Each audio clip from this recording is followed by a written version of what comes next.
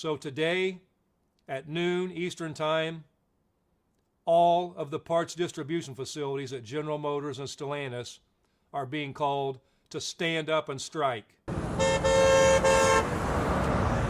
Job action expanding Friday for United Auto Workers in the U.S. against General Motors and Chrysler parent company Stellantis, now stretching to 38 parts distribution centers in 20 states.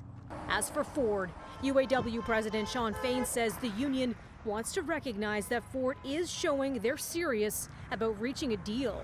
But to be clear, we're not done at Ford. We still have serious issues to work through, but we do want to recognize that Ford is showing that they're serious about reaching a deal. But he adds when it comes to GM and Stellantis, it's a different story. Solidarity forever, for the union makes us strong. Hell yeah! The union, representing some 140,000 workers, declared the unprecedented simultaneous strikes against the Big Three American automakers last week, with just about 13,000 people taking to the picket lines at the time at about 3 facilities.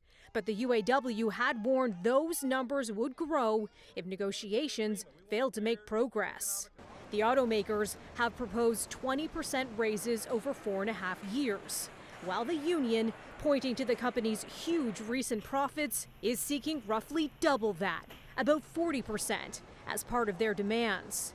Fain invited the U.S. president and other leaders to come to the picket lines. Joe Biden has been vocal in his support for the union's demands for better pay and benefits. Former U.S. President Donald Trump, looking to woo blue-collar voters ahead of the 2024 election, is expected to skip next week's Republican presidential debate to deliver a speech on the same day to auto workers in Detroit. There is reaction from the two big U.S. automakers facing this swelling job action. GM releasing a statement saying in part they think these new moves are unnecessary. And they're making this accusation, saying UAW leadership is manipulating the bargaining process for their own personal agendas.